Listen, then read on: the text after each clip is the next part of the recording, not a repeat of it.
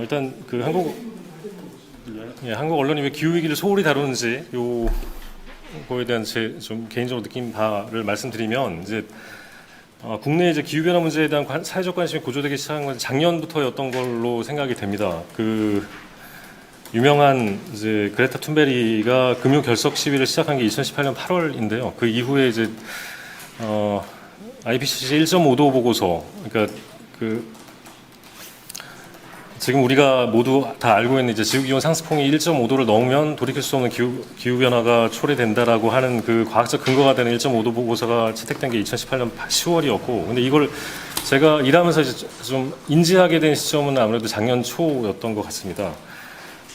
그 시기에 이제 오카시오 코르테스를 비롯한 이제 미국 하원의 그린 뉴딜 결의안이 있었고요. 또 국내 기후 위기 관련된 이제 각종 활동들을 주도하고 있는 기후위기 비상행동이라는 연대체가 작년 7월에 결성됐습니다. 그리고 또 연말쯤에 유럽연합에서 그린딜을 발표를 했죠. 그리고 또 연말과 올해 초까지 6개월 동안 지속된 호주 산불, 그리고 또 우리 모두 다 지금 알고 있는 이제 코로나 사태로 이어진 일련의 흐름들이 아무래도 이 기후위기 문제에 대한 관심들, 언론의 관심만이 아니라 이제 대중의 관심들까지도 또 촉발한 것 같습니다. 작년에 여기 좀 와 계시지만 이유진 그 녹색전환연구소 연구원 분하고 또 기후변화 행동연구소의 김재산 연구원, 이런 분들이 또 작년에 아직 대중적으로 알려지지 않았을 때 그린 뉴딜이라는 게 어떤 것인지 좀 국내에 좀 많이 소개하고 보급하는 그런 역할을 많이 해주셨고요. 그 와중에 이제 작년에 이 기후위기 문제 관련해서 기획기사를 낸 유일한 매체는 제가 알기로는 세계일보 정도밖에 없습니다. 그 기사의 주제조차도 기후변화에 대한 한국 사회의 무관심이라는 제목과 주제였고요. 일면 기사 제목이 이랬어요. 부동산 기사가 2,209건이 쏟아질 때 기후변화는 161건밖에 없었다. 언론의 홀대. 그랬던 것 같습니다. 그 작년까지만 해도요. 세계일보 기사조차도 이 기사를 쓴 이제 윤지로 세계일보 기자가 2017년부터 환경 분야를 맡아서 오래 좀 환경 일을 해왔는데 그 개인적 관심이 좀 작용했던 걸로 저는 이제 들어 알고 있습니다만, 조직적 관심이라기보다는 이제 기자 개인의 노력과 뭐 관심 이런 것들이 좀 그 기사가 나오는데 좀 배경으로 작용했었는데, 그러던 것이 이제 올해부터 좀 더 조직적으로는 관심으로 좀 옮아가지 않았나 싶습니다. 저희가 기후변화팀을 신설한 게 4월 달이고요. 비슷한 시기에 들어보니 뭐 뉴스타파에서도 조원일 기자를 전담 기자로 배정해서 기후위기 관련된 기획 기사를 얼마 전에 좀 보도를 했었고, 경향신문도 기후변화의 증인들이라고 하는 시리즈를 보도를 했죠. KBS도 예고된 재앙 기후변화라는 시리즈를 최근에 보도했습니다. 그리고 이 발제문을 제가 넘기고 나서 보니까 또 이번 주하고 지난주에 또 중앙일보가 관련한 또 연속 보도를 내고 있고, 이런 이제 관련 기획 보도들이 좀 계속 이어지고 있는 흐름들을 보면 이제 언론의 관심이 좀 높아지고 있다, 이렇게 보여집니다.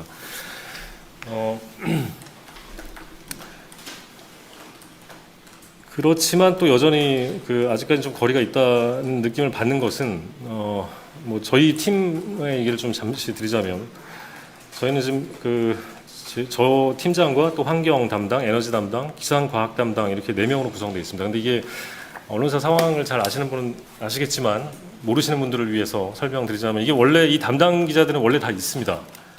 저희도 그 전에는 사회정책부 내에 속해 있어서, 또 혹은 뭐 미래팀이라고 해서 다른 편제 조직으로 해가지고 또 뭐 이렇게 흩어져 있었는데, 이 기자들을 묶어서 이제 한데 일하게 해놓은 것이죠.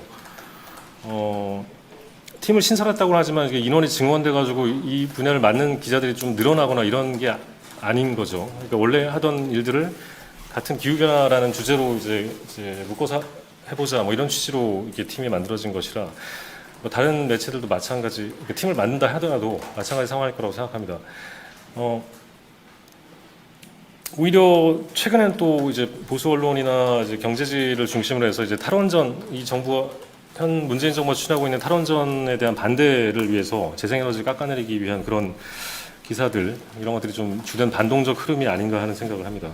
이것도 국외의 흐름하고 또 좀 많이 다른데요. 우리나라가 기후변화 문제 특히 이제 비슷한 수준의 경제금을 갖고 있는 다른 나라에 비해서 좀 관심이 덜하다고 얘기하는 것도 그런데, 뭐 아시아 탐사보도기자협회 회원들이 중심이 된 뭐 인베스티게이티브 얼스라고 하는 이 단체가 있는데, 여기서도 작년에 코로나 사태에 즈음하여 천상가 밀거래 상황을 취재하는 뭐 기획 보도를 한 바 있습니다. 뭐 이때 판골린 리포트라고 하는 제목이었는데요. 이 기후 변화를 주된 주제로 해서 계속해서 연속 보도를 이어가고 있다고 들었는데 여기에 지금 그 아시아 각국 기자들이 있음에도 불구하고 한국 기자는 전무하고요.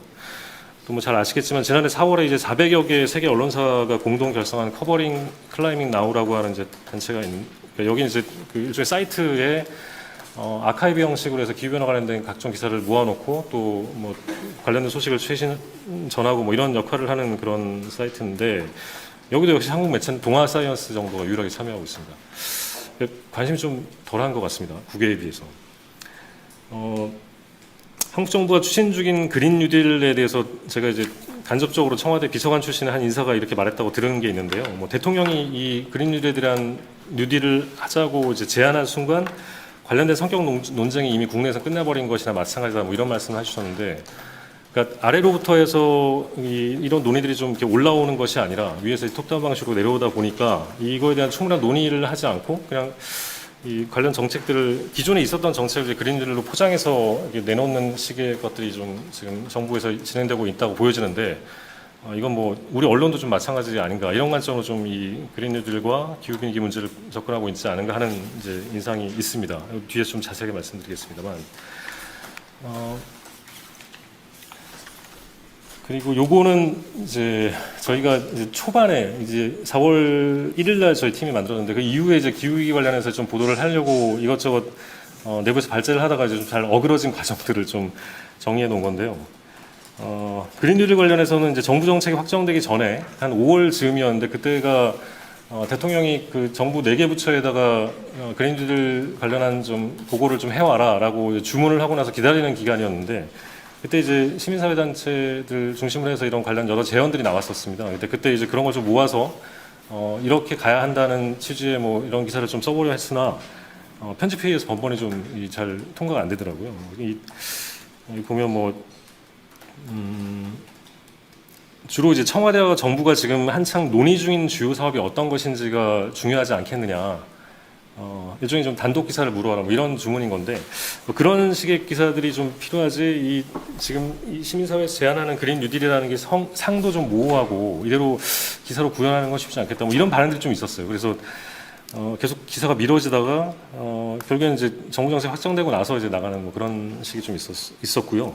또 그 시기 즈음에 좀 지금은 약간 좀 더 이슈가 돼 있습니다만 초반만 해도 그러니까 한 4월, 5월 달만 해도 이제 한전 등이 하는 해외 석탄 발전 투자 문제가 이제 크게 이슈가 되지는 않았었는데 이때 이런 기획을 좀 해보겠다고 했더니 좀 역시 시의적이지 않고 아직 이제 이에 관련된 관심도가 높지 않다. 또 여전히 활동가들만의 관심 사안이다. 뭐 이런 이유로 좀 기사가 되지 못했던 일들이 있었습니다.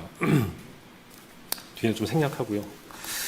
그래서 제 개인적인 생각은 이제 기후위기 문제를 언론이 기사로 다루는 과정은 일종의 이제 사회적 논의의 과정의 좀 압축판이라고도 할 수 있는. 그러니까 편집회의에서의 논의는 일종의 사회적 논의를 압축해 놓은 것 아닌가 하는 생각을 하는데 어떤 사안이 기사가 된다는 것은 그 사안 자체가 갖고 있는 이야기의 힘 자체가 그 이야기의 힘이 사람들 사이에서 오르내리는 유통될 수 있는 그런 힘을 갖고 있다.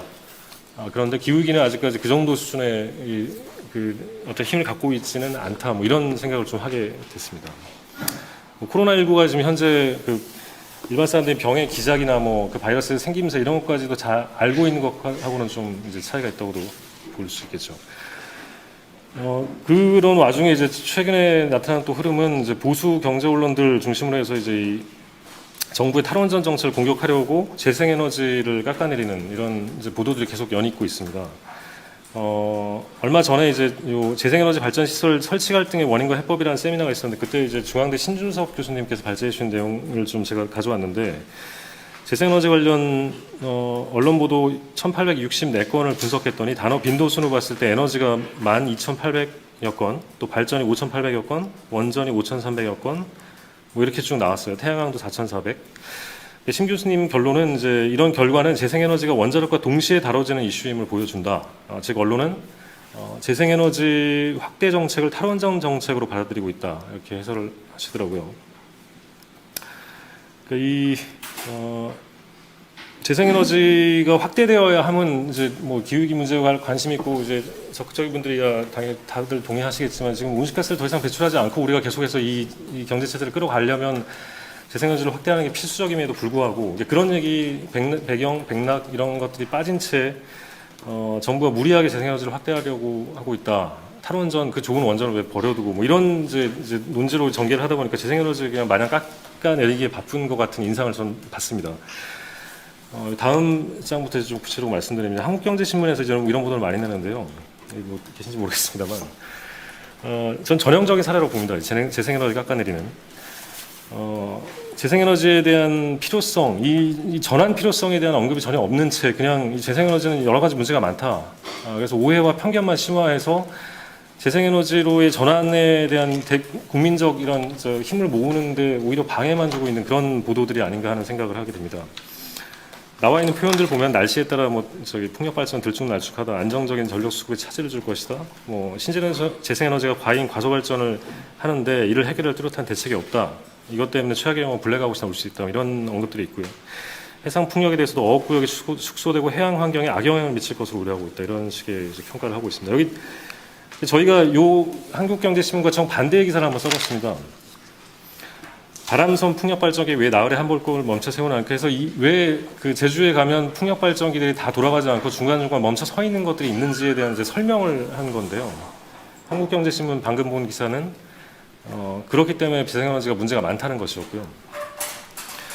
그래서 재생에너지 그 자체가 문제가 아니라 이 제주도의 재생에너지의 발전량이 제일 늘고 있는데 지금 우리나라는 한반도 전체적으로는 2.6%인가 그런데 지금 제주도 같은 경우는 15%가 넘습니다. 그러니까 이 재생에너지가 늘어가는 과정에서 제주도가 먼저 경험하고 있는 것들을 우리가 중요한 참고로 삼아야 함에도 불구하고 이를 좀 깎아내리고 있는 것들이 좀 문제다. 그리고 오히려 여기서 이 과정에서 이제 우리가 좀 언론이 집중해야 될 주제들이 또 있습니다. 그러니까 여기 그 PT에 띄워놓은 대로 석탄 화력과 원전 같은 경우는 이제 경직성 전원이라고 부르는데 그만큼 이게 전원은 공급이 안정적인 것도 중요하지만 공급이 안정적인 거는 수요에 맞춰서 안정적이어야 되거든요. 수요도 들쭉날쭉하니까 그 들쭉날쭉하는 거기에 맞춰서 공급이 일정하게 가져야 되는데 경직성 전원인 석탄 화력이나 원자력 같은 경우는 그에 대응하기가 좀 어렵습니다. 그리고 향후에 재생에너지가 점점 늘어나게 되면 이 문제가 더 심각해질 것이다. 이 부분을 어떻게 해결하는지에 대해서 언론의 관심이 집중되어야 함에도 불구하고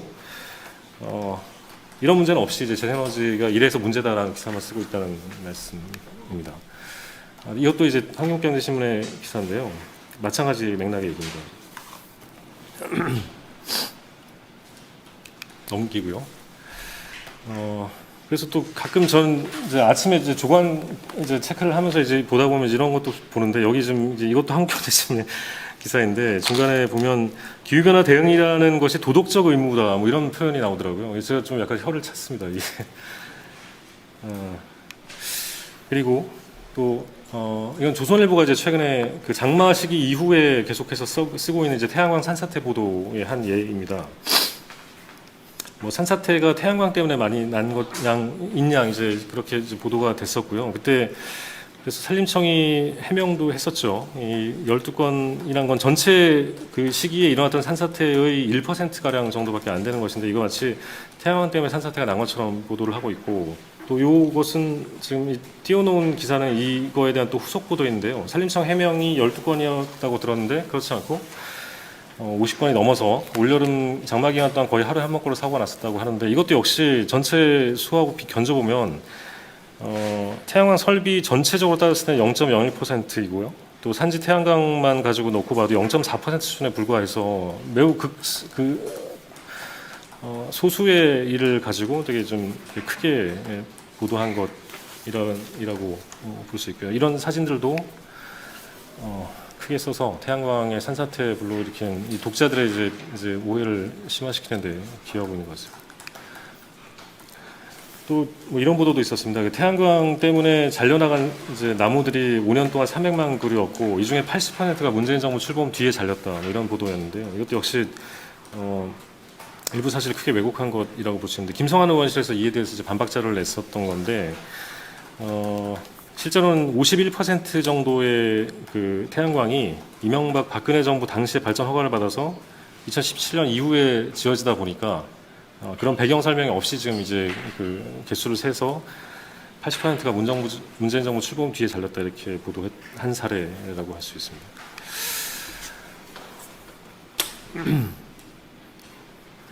시간이 좀 많지 않아서 이건 좀 넘기고요.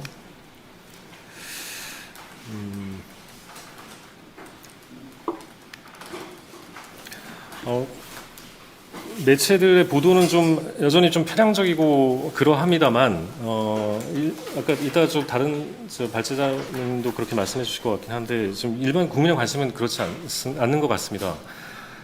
손재현 경향신문 사회부장께서 쓰신 그 칼럼인데, 여기 지금 뒤쪽에 보면 작년 11월에 국회 미래연구원이 조사한 연구인데요. 시민들 상대로 30년 뒤에 미래상에 대해서 어떻게 생각하느냐를 물었을 때 가장 많은 사람이 선택한 것이 성장보다는 분배에 집중하고 미래 세대를 위해서 자원을 잘 보존하는 이른바 보존 분배였습니다. 근데 질문을 좀 바꿔가지고 혹시 그럼 본인의 바람 말고 현실적으로 봤을 때 우리 미래가 어떻게 될 것 같으냐라고 물었을 때의 답은 이와 다르게 가장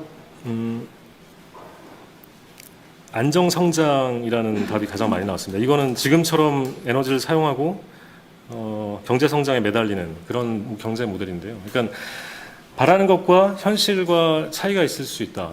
여기 그 손 부장께서도 이렇게 쓰셨는데, 이것은 결국 내가 원한다고 해서 이 사회가 바뀔 것 같지 않다는 무력감의 표현이 아닌가, 뭐 이렇게 진단하셨는데, 중요한 건 정치의 역할이겠죠. 물론 여기서 이제 언론의 역할도 되게 마찬가지로 중요하다는 생각이 들게 됩니다. 또 다른 조사에서도 보면 이 기후위기 문제에 대한 이제 시민들의 인식은 매우 점점 높아지고 있는 추세인 것 같습니다. 녹색연합의 조사에서도 응답자 대다수가 이제 코로나19와 기후위기가 관련이 있고 우리 정부가 온실가스 감축 목표를 강화해야 한다고 답을 했고요. 기후위기 관련된 일반의 인식 조사를 언론사가 한 건 잘 못 봤는데 이데일리가 얼마 전에 또 돈을 들여서 이렇게 했던데, 이데일리 여론조사에서도 원전 축소, 재생에너지 확대라는 현 정부 정책에 동의하는 비율이 60.8%로 나왔고요. 반대는 26%에 불과했습니다. 아까 조선일보나 한국경제신문에서 재생에너지 깎아내리기 보도하는 것과 일반 국민의 인식의 차이가 있다는 것은 이런 것들인 것 같습니다. 또 미래 각광받을 에너지, 바이오와 태양광이 매우 높게 나왔고요. 이 조사를 수행한 여론조사 기관의 결론은 정부가 3년 넘게 재생에너지와 탈원전 중요성을 지속적으로 알린 효과라고 결론 지었습니다. 물론 이게 이 여론조사의 함정은 60세 이상이 이 조사 대상에 빠져 있어서 그 조사 대상을 넓히면 이 원전의 친원전 의견도 좀 많이 나오지 않을까, 뭐 그런 사족이 있었습니다. 그래서 제가 고민이 되는 거는 이제 저희가 팀 만들고 나서 얼마 안 돼서 이제 조효재 성공회대 교수님께서 한번 일부러 찾아와 오셔서 저희에게 조언을 좀 주신 바가 있는데, 그 얘기를 잠깐 좀 소개해드리면서 말씀드리자면, 기후 담론의 사회화와 인간화가 필요하다, 이런 얘기를 하시더라고요. 예를 드는 게 이제 2018년에 프랑스에 있었던 노란 조끼 시위인데, 이때 프랑스 마크롱 정부가 이제 기후협약 이행을 위해서 에너지 가격을 올리겠다고 하여 경유와 휘발유를 뭐 23%, 15%까지 가격을 인상하기로 발표를 했습니다. 이때 생활비 부담이 가중된 농민과 노동자 계층들이 거리로 나왔었죠. 그러니까 이게 뭐 마크롱 정부가 그 당시에 이제 그 부유세를 인하해주고 뭐 이런 흐름들이 좀 같이 작용했던 결과라고도 하는데, 여튼 이 기후위기에 대응하는 것이 그전에는 사람들이 잘 몰라서 그렇다라고 하는 이제 정부 접근 모델이라고 하던데, 잘 모르니까 행동하지 않는다라는 식으로 우리가 인식하고 이제 접근해 갔다면, 그게 아니라 이젠 기후위기에 대응은 필요한데 이것이 공정하게 이루어질 필요가 있다. 그런 것들을 좀 강조해야 한다. 뭐 이런 말씀을 주로 하시더라고요. 특히 이제 노조라든지 이런 데서 이제 느끼는 이제 불만 또 있고, 특히 이제 뭐 연말마다 이제 기후 회의를 해보면, 이름이 갑자기 생각나는데, 코프 회의를 해보면 거기 선진국과 후진국 간에 항상 논쟁이 있지 않습니까? 역사적인 누적치로 보면 한 거의 80%가량의 온실가스를, 지금 지구상에 있는 온실가스를 선진국이 책임져야 함에도 불구하고 왜 후진국이 같이 이 공동에 책임져야 하는 이 문제를 항상 옥신각신하는데, 뭐 이런 것들에 대한 이제 공정한 이제 이 대응 과정에서의 공정함, 불평등이 해소되는 것들, 이런 것들이 좀 중요하게 다뤄져야 한다, 언론에서. 뭐 그런 말씀이 좀 요지였고요. 그 과정에서는 좀 에너지 전환이 핵심인 것 같습니다. 전기요금 인상 문제나 재생에너지 입지 문제 같은 것들이 좀 최근에 좀 제기되는 문제인들인데 이것들이 지금 언론에서는 좀 제대로 다뤄지지 않고 있습니다. 작년에 미세먼지가 심각해서 국가기후환경회의가 만들어지고 그 국가기후환경회의가 주로 여론화에 이제 몰두했던 것들은 이제 미세먼지가 없으려면 석탄 발전을 많이 줄여야 되고 그래서 겨울 동안 거의 한 30개 정도를 석탄 발전을 간발하고 뭐 그러면서 이제 지난 겨울에 미세먼지가 좀 없었던 뭐 그런 상황들이 있었는데 국가기후환경회의를 비롯한 좀 국가기관들 그리고 우리 언론에 좀 나서서 이런 전기요금 인상 문제에서 이제 재생에너지로 전환해야 과정에서 전기요금 인상 우리가 좀 받아들이고 이게 좀 필요하다는 것들을 좀 공론화하는 그런 역할이 좀 필요하지 않을까 하는 생각을 해봅니다. 20분 다 돼서 여기까지 하겠습니다. 감사합니다. 예, 감사합니다. 박기용 팀장님 감사합니다. 너무 시간을 짧게 드려서 죄송한데 사실 사회자인 제 잘못은 아니고요. 전체 이거를 많은 내용을 다루려다 보니까 그렇게 된 것 같습니다. 한겨레가 기후변화팀을 신설했다는 것은 매우 고무적이고 반가운 소식입니다. 그러나 오늘 말씀을 들어보니까 그럼에도 불구하고 한겨레 내에서도 기후위기 문제를 높은 뉴스 가치로 설득하는 게 쉬운 것만은 아닌 것 같다는 것을 알 수 있었습니다. 더구나 오늘 여러 사례를 보여주셨지만 적지 않은 언론들은 재생에너지에 대해서 부정적인 논조를 일관하고 있고 또 부분적으로 현실 왜곡까지 하고 있는 것을 우리가 확인할 수 있었습니다. 어쨌든 우리 사람들의 인식을 변화시키는 작업이 필요하다 이런 생각을 저도 하게 되었습니다. 그럼 토론을 들어보도록 하겠습니다. 먼저 문소영 실장님, 저희 마이크를 이쪽으로 가져가야죠. 네. 하나만 가져가면 됩니까? 아니면 둘 다 가져가요? 무거워요? 네. 한 7분 정도. 7분 정도 부탁드립니다. 예, 저 서울신문 논설실장 문소영입니다. 어제 제가 이제 이 발제문을 다 읽어보면서 저도 이제 토론문을 약간 좀 작성을 했는데 이걸 어떻게 얘기를 해야 될까 굉장히 고민이 되더라고요. 그래서 이제 뭐 지금 제가 말씀드릴 거는 굉장히 잘못하면 인상비평처럼 될 수도 있는데 그럼에도 불구하고 일단 제목은 한국 언론에서 기후 위기를 어떻게 아젠다화할 수 있는가에 대해서 좀 논의를 좀 할 필요가 있겠다 이런 생각이 들었습니다. 근데 저희가 이제 기후 위기가 이렇게 중요하다고 판단하게 된 거는 뭐 이제 코로나 시절이 확 오고 2018년에 폭염이 오면서 이러다 큰일 나겠다 이런 판단을 하게 된 것 같고요. 그러나 그럼에도 불구하고 이 기후변화라는 게 그러니까 임박한 일은 아니고 중요하지만 임박하지 않았기 때문에 우리가 따라다니는 뉴스는 뭐 추미애 장관의 아들 내지는 윤석열 검찰총장의 장모 이런 걸 따라다니고 있습니다.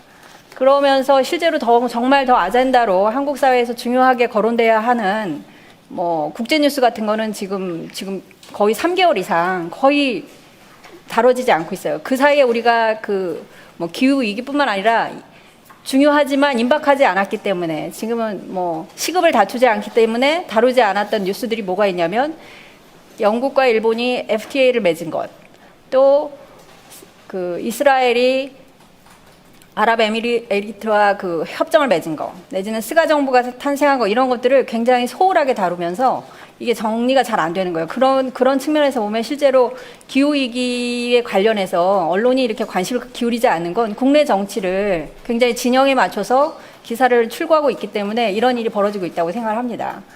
그리고 이제 기후 위기는 이전에는 어떻게 이게 환경과 성장의 문제에서 굉장히 이 문제를 다뤄봤었는데 지금은 조금 다른 시각이 있다고 해도 사람들이 이 문제를 접근하는 방식이 상당히 다릅니다. 국민들이나 내지는 시민이라고 하시는 분들이. 왜냐하면 이제 기후위기가 중요하냐 이러면 중요하고 다뤄야 한다 이렇게 얘기하겠지만 그래서 그것 때문에 그러니까 그래서 이제 원전을 없앨 거냐 이러면 없애자 이런 얘기를 하지만 그럼 전기료를 올리는 걸 용인하시겠습니까? 이러면은 또 얘기가 달라지는 거예요.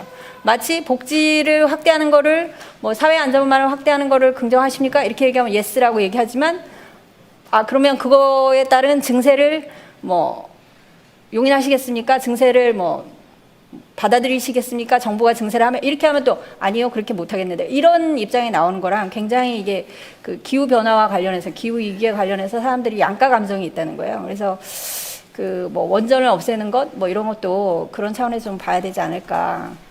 뭐 저는 개인적으로는 그런 생각을 많이 했습니다. 그래서 그럼에도 불구하고 한겨레에서 그 기후 변화 위기를 대응하는 팀을 만들었다는 건 굉장히 고무적이라고 생각합니다. 왜냐하면 한 언론에서 일단 이런 팀을 만들기 시작하면 이게 이제 뭐 과학 담당 기자, 뭐 환경 담당 기자, 기상 에너지 담당 기자를 모아놓은 그래서 실질적으로 이 자체가 워킹이 잘 안 될 것 같은 느낌이라 하더라도 이런 팀이 생기면 다른 언론사에서 이걸 따라가게 되어 있어요. 그리고 실제로 지금 코로나도 있고 이러기 때문에 이 문제에 대해서 더 이상 간과할 수 없다 이렇게 생각을 할 것 같고요. 또 한 가지는 기후 변화 같은 경우에는 이슈 자체가 너무 크고 이거를 담당하는 정부의 부처나 이런 게 없기 때문에 실제적으로는 언론사들이 연대 대응해야 될 필요가 있습니다. 이런 방식으로 이걸 접근하지 않으면 이 이슈를 오랫동안 지속적으로 시민을 계몽해서 결과적으로 기후 위기를 극복하는 단계까지 넘어가기에는 굉장히 어려움이 있을 것 같아요. 근데 이제 그 박 팀장께서 이제 그러니까 외신의 사례를 이렇게 보여주셨는데 제가 그걸 보면서 느낀 거는 얘네도 지금 별로 준비를 안 하고 있구나 이런 생각을 저는 역으로 했습니다. 왜냐하면 이 정도 하는 수준을 가지고는 우리가 지금 인류의 위기라고 하는 기후 위기를 넘을 수 없기 때문이고요. 저는 그리고 이제 지금 말씀해 주셨던 것 중에 보면 이제 진영 논리에 의해서 이제 보수지나 경제지에서 굉장히 그러니까 왜곡 보도도 하고 잘못된 보도도 한다고 하는데 실제로 이거는 우리가 이명박 정부 때 녹색 성장을 할 때 좌파는 아니고 진보 언론에서는 이런 일을 하지 않았는지 우리가 조금 반성할 필요가 있지 않을까 이런 생각을 합니다. 왜냐하면 녹색 성장과 관련해서 당시의 보도를 우리가 한번 되짚어볼 필요가 있어요. 지금 보수 정부가 문재인 정부의 보수 정부가 아니라 보수 언론이 문재인 정부에서 하고 있는 그린 뉴딜에 대해서 굉장히 개찌를 놓고 내지는 탈원전에 관련해서 굉장히 비판적인 거나 왜곡 보도를 하고 있는 상황이 우리가 2008년부터 그 사이에는 이런 일을 하지 않았는지 한번 언론사와 학계에서 좀 되돌아보면서 이게 인류의 중요한 이슈이니까 우리가 진영에 빠질 것이 아니라 그리고 확신 편향에 갇혀서 이 문제를 계속 진행할 게 아니라 같이 연대해서 이 문제를 해결해야 된다 이런 좀 그런 합의 내지는 큰 틀의 연대 이런 게 필요하지 않을까 이렇게 생각을 합니다. 그리고 넘었어요 7분? 중요한 말씀을 아주 해주셨기 예. 때문에 딱 하나만 더. 저는 그다음에 이제 박 팀장께서 발표해 주는 것에 11쪽에서 13쪽에 있는 그러니까 태양광과 관련해서 산을 깎아내고 나무를 벌목해서 태양광 그 패널을 설치하는 게 과연 맞는지에 대해서도 우리가 좀 논의해볼 필요가 있다고 생각해요. 그러니까 태양광과 관련해서 이 허가를 내준 거는 박근혜 정부가 맞고 이거를 설치한 거는 문재인 정부 때가 더 많긴 할 텐데 이 산을 깎아서 이렇게 하는 게 과연 맞나? 저는 이런 의문이 좀 있어서 이것도 전체적인 그러니까 합의가 좀 필요할 것 같아요.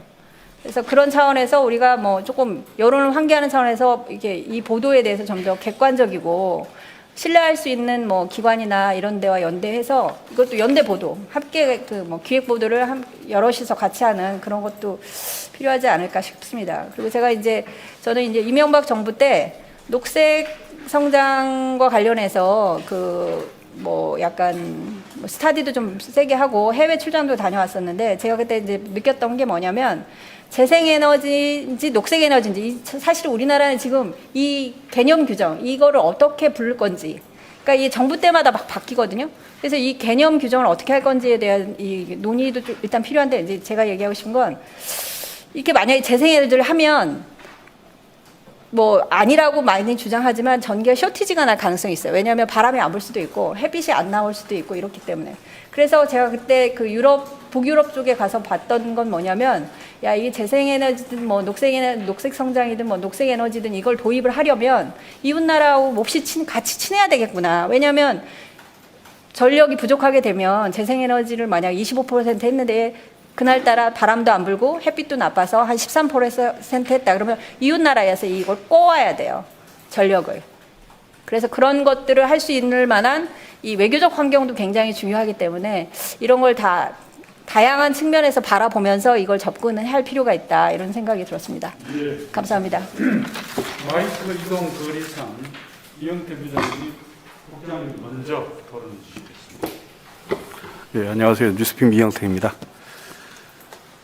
우리 박규영 팀장님 발제 잘 들었습니다. 제가 이해하기로는 한국 언론의 기후 변화 관련된 핵심적인 문제는 일회성 보도에 그친다는 거, 그 다음에 어떤 경제적 이해관계 이런 것 때문에 좀 진영 논리에 기반한 그런 이해관계 보도가 어떤 보도의 문제점의 핵심이 아닌가 이렇게 이해를 했습니다.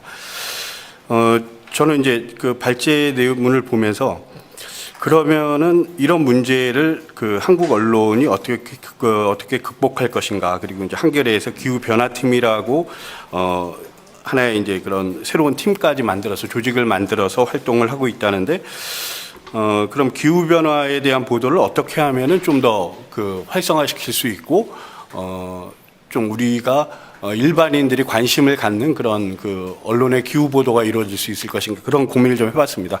그래서 한 3가지 정도 말씀을 드리고 싶은데요.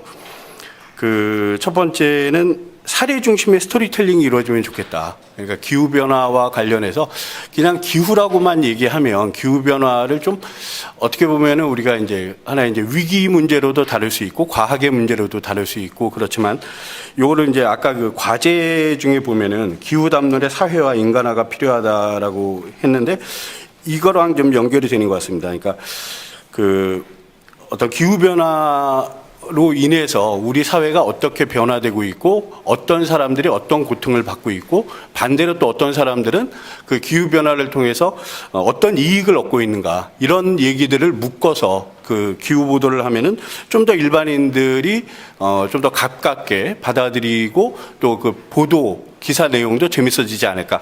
제가 예를 하나 들어보겠습니다. 그러니까 보통 이제 우리가 기후 위기, 기후 변화라고 얘기하는데 위기는 기회다라는 말이 있지 않습니까? 예를 들어서 기후 위기를 기후의 어떤 하나의 또 기회로도 볼 수 있는 그런 사례가 있습니다. 최근에 이제 한국에서 지금 제주도하고 그다음에 통영 육지도를 중심으로 참치 양식을 하고 있는데, 이게 이제 지구 온난화 때문에 가능해진 거죠. 한국 바다에서 참치를 양식하는 그런 지금 이제 상당히 본격화하고 있다고 알고 있습니다. 그래서 펀드도 조성이 됐고, 예를 들어서 이런 것처럼 어떤 참치 양식도 이런 기후 변화에 뒤따른 그런 이제 현상들이고, 이러니까 예를 들어서 뭐 기후 변화 팀에서 그냥 어떤 기후에 대한 얘기만 하는 것이 아니라 기후 변화로 인해서 한국의 어장이 어떻게 바뀌고 있고 거기에 어업 인구들이 어떻게 변화하고 있는지, 그리고 뭐 예를 들어서 참치 양식이라든가 이런 게 어떤 또 경제성을 갖고 있는지, 이런 것까지도 이렇게 좀 여러 가지로 다방면으로 고찰을 해가면서 접근을 하면은 좀 기후변화 보도가 더 재밌어지지 않을까, 뭐 이런 생각을 한번 해봤습니다. 두 번째는 아까 이제 이해관계인데, 경제적 이익에 아무래도 이제 굉장히 우리 일반 사람들이 좀 관심이 많지 않습니까? 좀 전에 우리 문소일 실장께서도 어떤 경제적 이익과 관련돼서 이게 문제가 제기됐을 때 독자들이 반응하는 어떤 그런 피드백이 2가지로 나타난다. 양면적인 태도로 나타난다. 이런 얘기를 하는데, 경제적 이익에는 좀 단기적 이익이 있고 장기적 이익이 있다고 생각을 합니다. 예를 들어서 우리가 재생에너지라든가 이런 게 필요하다고 하는 얘기는 지금 당장은 돈이 들지만 장기적으로는 이게 이득이 될 거다라고 하는 관점에서 출발한다고 생각을 하거든요. 그러면 이제 그런 관점에서 봤을 때 지속 가능성을 기반으로 한 경제적 이익이 어떻게 되는지 그걸 좀 수치화해서 그런 보도를 하면은 이게 지금 당장은 아니지만 나중에는 50년 뒤에 100년 뒤에는 내 후손들한테는 얘네들한테는 이게 좀 이익이 되겠구나. 그러면은 지금 당장 손해를 보지만 그래도 원자력보다는 예를 들어서 재생에너지를 더 활성화시키는 게, 그런 쪽 정책을 추진하는 게 한국 사회에 도움이 되겠다. 뭐 이런 공감을 좀 얻을 수 있지 않을까. 뭐 이런 생각을 해봤습니다. 그다음에 이제 3번째는 요거는 약간 이제 제가 정부 쪽에 제안을 하고 싶기도 하고, 또 아니면 우리 이제 언론이나 민간 연구단체 쪽에서 한번 고민을 해봤으면 좋겠는데, 기후변화라는 얘기가 이제 온도라든가 어떤 아니면 생태계의 변화 이런 쪽으로만 주로 이제 보도가 되다 보니까 조금 이렇게 멀리 느껴지는 부분들이 있어요. 그러니까 저는 이제 제안하고 싶은 게 뭐냐면 예를 들어서 기후 위기 지수 같은 거를 개발을 하는 겁니다. 그래서 이제 현재 한국을 비롯해서 지구상에 나타나고 있는 어떤 다양한 기후 위기가 어떻게 지금 형성이 되고 있고 그거를 예를 들어서 1점에서 10점 척도로 만든다든가 해서 오늘의 기후 위기 지수는 몇이다. 그러면서 그거를 매일같이 예를 들어서 우리가 이제 일기 보도하듯이 오늘 날씨가 낮에는 몇 도고 최고 온도가 몇 도고 최저 온도는 몇 도다 이렇게 하듯이 기후 위기 지수 같은 걸 만들어서 그 일반 독자들한테 오늘의 기후 위기 지수는 지금 몇입니다. 이런 식으로 좀 이렇게 매일같이 뭔가 전달을 해주면 사람들이 좀 더 기후 위기에 대해서 가깝게 느끼고 좀 더 관심을 가질 수 있지 않을까 이런 생각을 해봤습니다. 요 세 가지가 이제 제가 생각한 그런 어떤 좀 새로운 방법론이랄까 대안이고요. 저는 이제 박기용 팀장님께 혹시 나중에 이제 답변을 해줄 수 있으면 기후 변화 팀에서 혹시 지금 그 준비하고 있는 어떤 기획이라든가 그 기후 변화와 관련된 그런 거 저도 좀 아이디어를 얻어보려고 그런 건 좀 어떤 게 있을지 좀 한번 여쭤보겠습니다. 이상입니다. 감사합니다. 예, 이거 영업 비밀을 물으면 곤란합니다. 여기서. 자, 이정환 대표님. 예.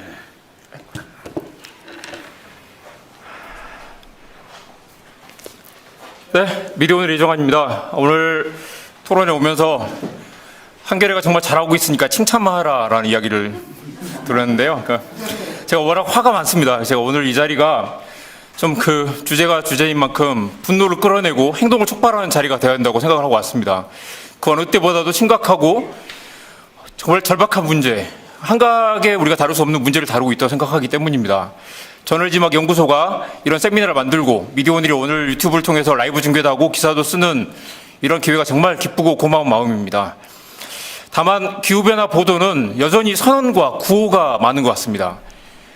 한겨레가 국내 최초로 기후변화 팀을 만들었지만 한겨레 내부 이야기도 들어보면 여전히 기존에 환경부 출입하는 기자들 그리고 기존에 있는 팀을 이렇게 모아가지고 이름만 만든 성격이 좀 있고 기존 출입처도 다 있으시고 팀이 늘어난 것도 아니고 아까 말씀도 하셨죠. 그래서 사실은 이제 정말 한겨레 잘하고 계시는데요. 기후변화 팀의 아젠다가 무엇인가 열심히 쓴다는 것만으로 부족하다라는 말씀을 일단 드리고 싶었고요.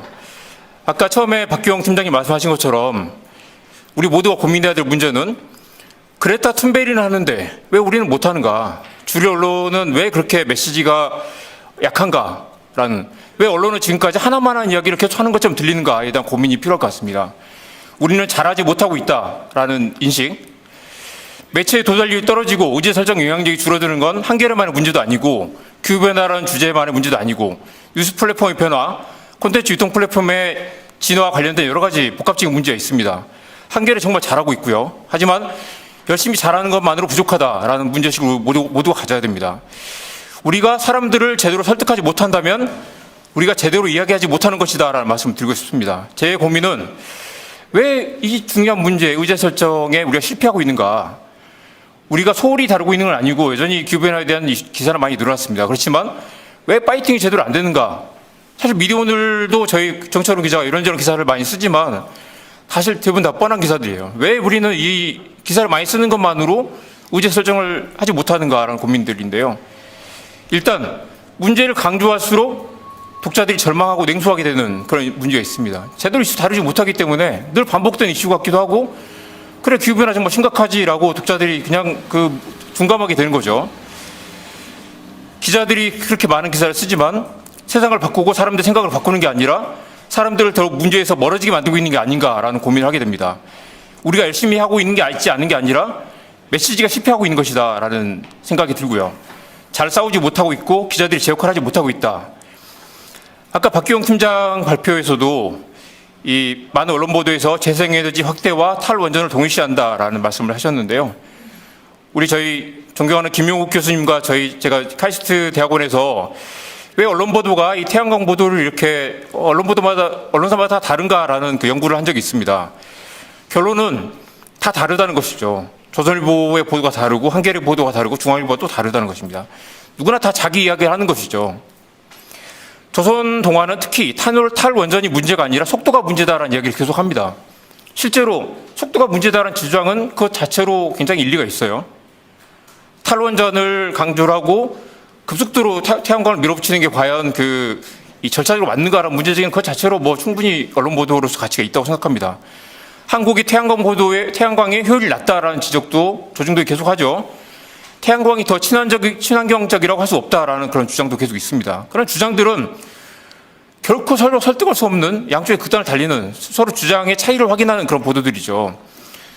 물론 또 이렇게 지적할 수도 있습니다. 이명박 정권 때는 조선일보도 태양광이 미래라고 이야기하지 않았느냐라고 이야기할 수 있지만, 물론 이명박 때와 지금은 또 상황이 달라졌습니다. 이명박 때는 당연히 뭐 친환경 그리고 뭐 탈원전 뭐 여러 가지 이슈도 많았지만 지금처럼 속도를 밀어붙이지 않았기 때문에 뭐 단계적으로 준비했기 때문에 지금과 상황이 또 다르다고 또 얘기할 수도 있죠.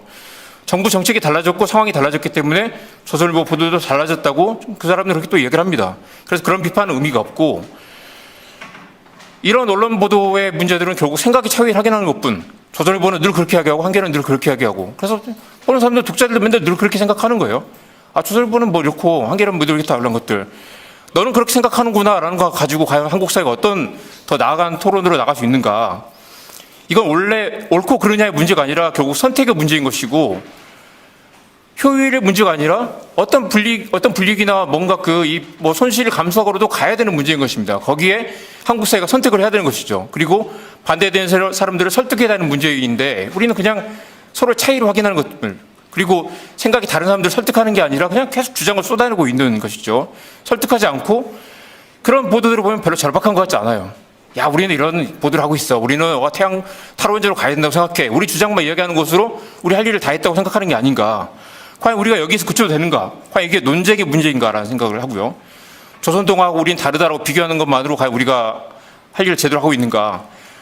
우리 농담삼아 그런 얘기 많이 하죠. 과거에 과학자들은 존재의 근원을 탐구를 하고 화성에 로켓을 쏘아보내고 했는데, 이제는 과학자들이 지구가 둥글다는 걸 설명해야 되고 백신 안 맞으면 안 된다는 걸 설득해야 되는, 굉장히 이런 반지성주의와 싸우고 있는 그런 시대입니다. 그렇기 때문에 기후변화에서도 저는 쟁점을 피하면 안 되고, 속도의 문제나 효율의 문제가 아니라 국민 다 생각이 다른 사람들 설득을 해야 되는 것이죠. 뉴스를 안 읽는 독자들이 설득을 해야 되고, 가짜 전문가들이 헛소리하지 못하도록 정말 처절하게 싸워야 되는 문제인 것입니다. 더 절박하게, 더 전투적으로 다뤄야 될 문제들인데 과연 우리가 그렇게 하고 있는가. 뻔한 이야기에 그치지 않도록 착하게 살자, 그런 이야기로 세상이 바뀌지 않잖아요. 이런 담론들은 상당 부분 우리 편만 감동한 이야기. 야, 한겨레 좋은 기사 많아. 한겨레 죄송합니다. 미디어도 마찬가지지만, 야, 뭘 정말 좋은 기사 썼다고 우리 스스로 만족하는 그런 기사들로 세상이 어떻게 바뀌겠냐는 겁니다. 도덕의 문제가 아니라 생존의 문제, 위기 대응의 문제고 근본적으로 전환의 문제로 가야 되는데, 과연 우리가 얼마나 전환을 설득력 있게 얘기하는가. 그레타 툰베리는 어른들 반성하라. How dare you라고, 저는 그거 정말 충격을 받았어요. 정말 꽝하고 충격을 받았습니다. 그렇지만 그런 충격을 언론 보도에서 받은 적이 없습니다. 마지막으로 저희 제안은 두 가지인데요. 소셜 픽션과 솔루션 저널리즘입니다. 둘 다 막 다들 오래된 이야기고 뻔한 얘기처럼 들리겠지만, 소셜 픽션은 SF가 흔히 사이언스 픽션이라고 한다면, 소셜 픽션은 미래에 대한 상상을 해보자. 언론이 미래에 대한 그림을 그려줘야 된다는 것이죠. 상상을 하면 미래를 준비할 수 있기 때문에 과연 우리 언론이 한국 사회 미래에 대한 이야기를 제대로 하고 있는가. 지금 이 기후변화가 어떤 미래를 가져올 것인지에 대한 정말 그 디스토피아를 제대로 그리고 있는가에 대한 이야기. 2050년 거주불능 지구라는 책이 있습니다. 읽고 나서 저는 울고 싶은 기분이 들었는데, 우리 언론 보도를 보면 그렇게 공포도 불운도 없습니다. 여전히 선언만 있고 한가한 그런 우리 주장만 있습니다. 우리가 알려줄게. 우리 뭐 기후변화 팀이든 많은 언론 기후변화에 대한 기획 보도들, 야, 우리가 알려줄게. 너희들 잘 모르지만 이렇게 정말 심각하거든. 이게 진짜 문제다라고, 그런 걸로 세상이 바뀌지 않는 것 같아요. 두 번째는 솔루션 저널리즘입니다. 플라스틱을 줄이는 방법. 태양광을 어떻게 전환했더니 어떻게, 뭐 당장은 비용이 들지만 이게 5년 뒤 10년 뒤면 비용이 어떻게 세이브 되더라라는 것도 숫자로 보여줘야 됩니다. 태양광과 탈원전에 대한 뭐 서로 차이가 아니라 끝장 토론을 하고, 한국 사회가 어떤 비용이 들더라도 장기적으로 이 숫자로 설득을 해야 되는 거죠.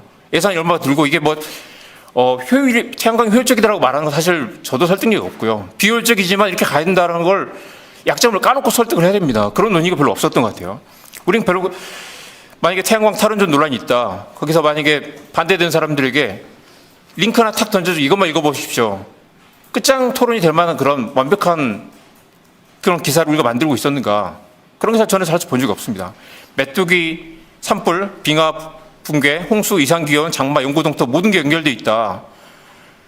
우리 아이들의 미래가 없다. 그래서 선배가 말했던 그런 그 충격 그리고 그런 그 공포 그런 것들을 본 적이 없고요. 중요한 건 단발성 보도가 아니라 스페셜 리포트, 롱폼 기사, 뽕을 뽑는 기사. 이거 하나면 여러분 아버지 이거 하나만 읽어보십시오. 다른 거 다 필요 이거 하나 읽어보십시오. 그런 기사를 만들어야 됩니다. 에버그린 콘텐츠 두고두고 읽고 한겨레 어디든 이 기사 하나 때문에 한겨레 구독하기로 했다. 그런 그 기사를 만들어야 됩니다.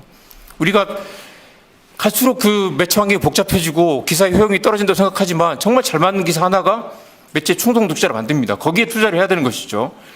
야, 우리 이것저것 다 쓰는 게 아니라 한 달 하나를 쓰더라도 진짜 끝장판 기사 하나 만들어보자. 열심히 하지 말고 제대로 해야 된다. 언론사의 전략은 우선순위가 돼야 된다. 그리고 인력 투입이 돼야 된다. 그리고 우리가 그런 종류의 선택과 집중을 해야 된다라는 말씀을 마지막으로 드리고 싶습니다. 고맙습니다.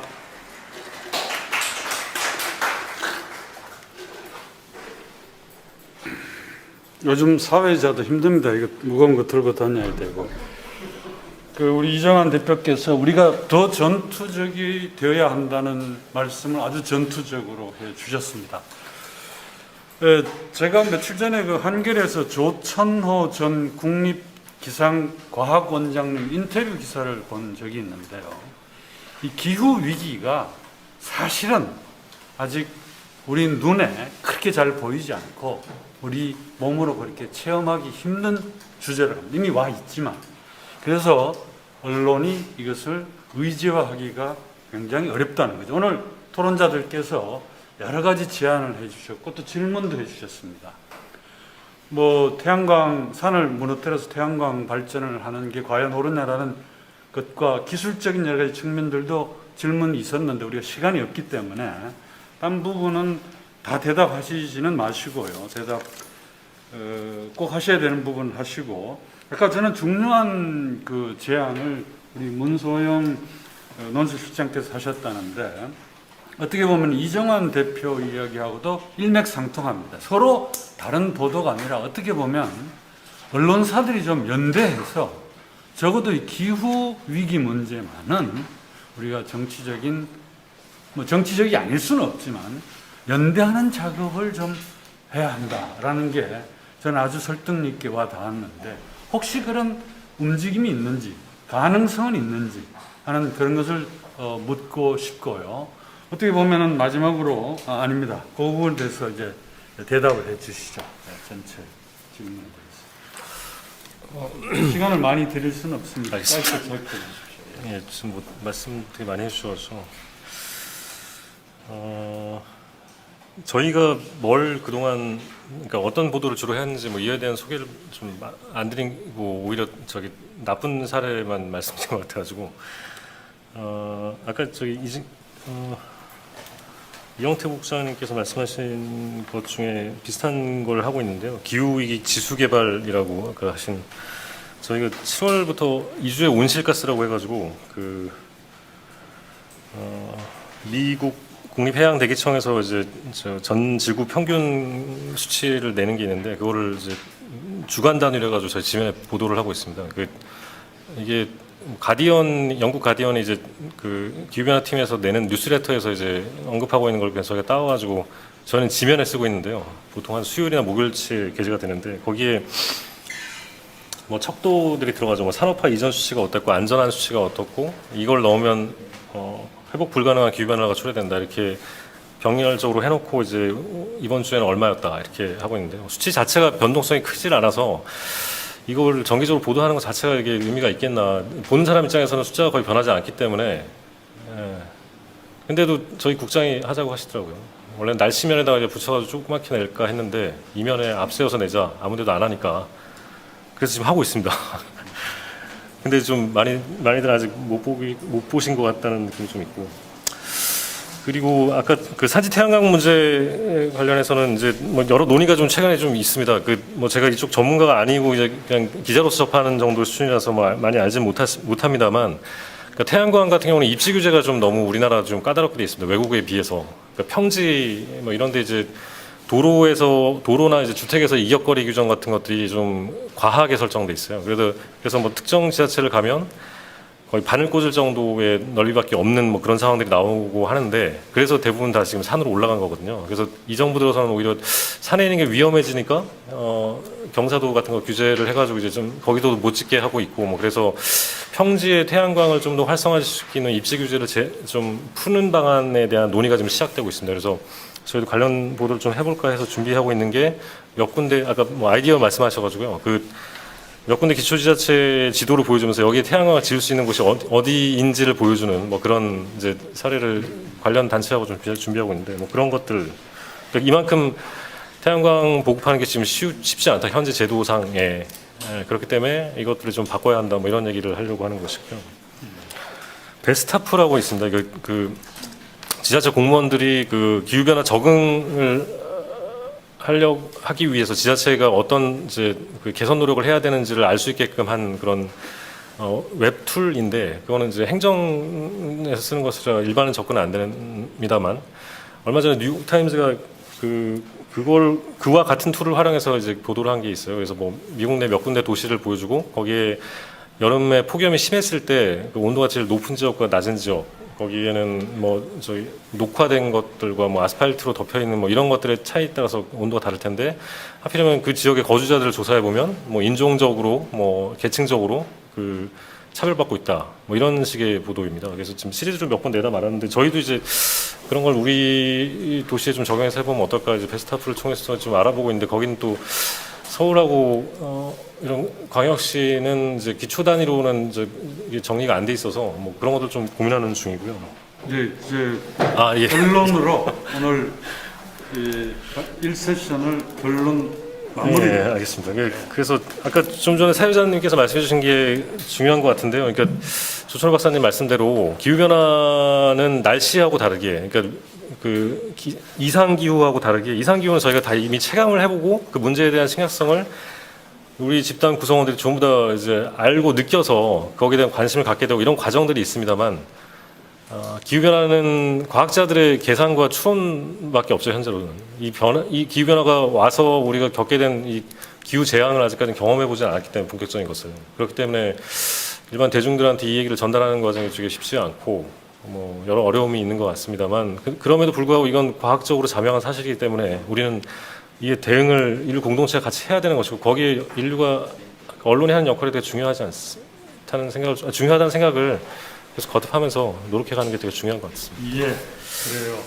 제가 이 세션을 마무리하는 결론을 길게 생각을 했었는데 시간이 지났기 때문에 우리 박 기자님의 멘트로 마무리를 하도록 하겠습니다. 자, 제1세션 마치겠습니다.